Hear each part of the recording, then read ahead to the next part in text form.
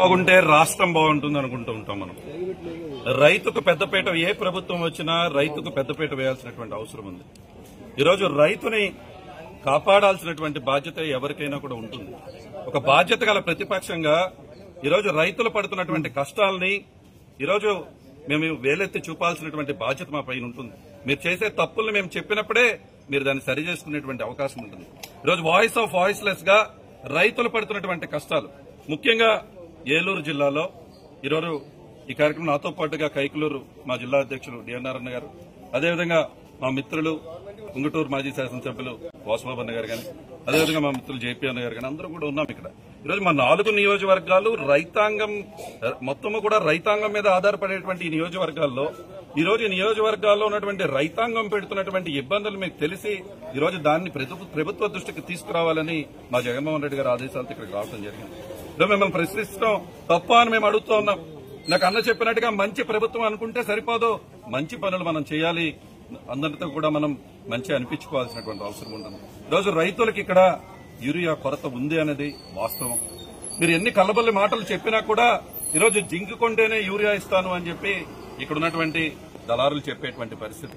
ఈరోజు నిజంగానే ఈరోజు వాయిస్ ఆఫ్ వాయిస్లెస్ కి ఇవాళ మేము వచ్చి ఇక్కడ రిప్రజెంటేషన్ ఇస్తున్నామని కానీ అనగానే మీ ఇన్ఛార్జ్ మంత్రి వర్యులే రాత్రి వచ్చి ఇక్కడ రివ్యూ మీటింగ్ పెట్టి ఇక్కడ యూరియా మీద సమీక్ష చేయాల్సినటువంటి అవసరం వచ్చింది అంటే తప్పకుండా యూరియా కొరత ఉంది అని చెప్పి ప్రభుత్వం తప్పకుండా యాక్సెప్ట్ చేసిందని అర్థం ఉంది కదా.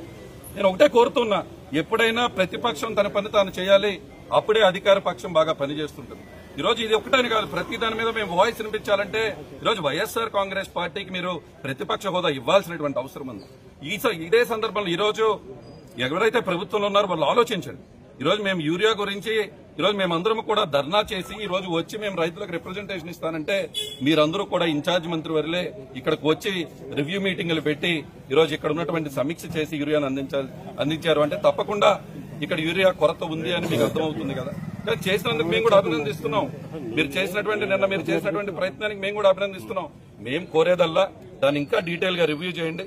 తప్పకుండా ఈ 4 జిల్లాలు రైతాంగం ఇబ్బంది పడుతూ ఉన్నారు, వాళ్ళకి యూరియా గానీ అదేవిధంగా ఇక్కడ జింక్ కానీ మిగతా కూడా అందించాలి. గతంలో మేము ప్యాక్స్ ద్వారా అందించాం, ఇక్కడ ఉన్నటువంటి మార్కెట్ ద్వారా అందించాం.